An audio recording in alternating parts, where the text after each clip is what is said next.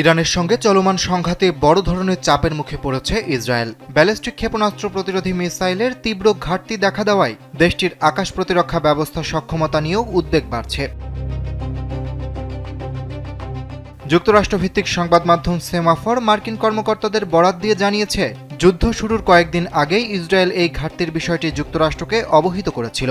2025 সালের 12 দিনের যুদ্ধে বিপুল পরিমাণ প্রতিরোধী মিসাইল ব্যবহার করায় ইসরায়েলের মজুত আগেই সীমিত হয়ে পড়েছিল বলে প্রতিবেদনে উল্লেখ করা হয়।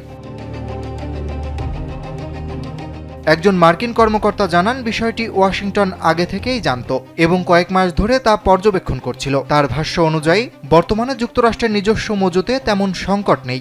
ওয়ালটন ফ্যানের অ্যারোডাইনামিক ব্লেড ঘরের কোনায় কোনায় ঠান্ডা বাতাস ছড়িয়ে হাওয়া বদলে নেয়।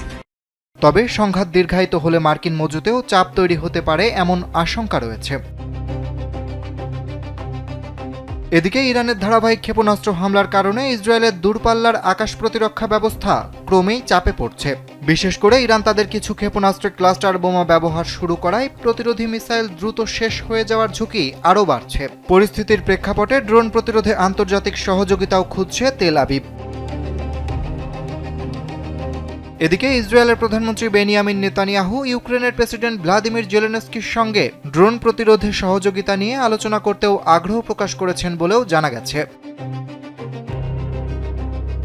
প্রতিবেদন অনুযায়ী এখন পর্যন্ত ইরান, ইসরায়েল ও যুক্তরাষ্ট্রের বিভিন্ন ঘাঁটির দিকে 50টির বেশি দফায় ক্ষেপণাস্ত্র ও ড্রোন হামলা চালিয়েছে। এসব হামলা প্রতিহত করতে ইসরায়েল যুদ্ধবিমান সহ নানা কৌশল ব্যবহার করলেও দূরপাল্লার ক্ষেপণাস্ত্র ঠেকাতে প্রতিরোধী মিসাইলকেই সবচেয়ে কার্যকর অস্ত্র হিসেবে বিবেচনা করা হচ্ছে। অন্যদিকে ইসরায়েলের আয়রন ডোম প্রতিরক্ষা ব্যবস্থা মূলত স্বল্প পাল্লার হামলা প্রতিহত করার জন্য ব্যবহৃত হচ্ছে। অরিত্র বাসু, কালবেলা।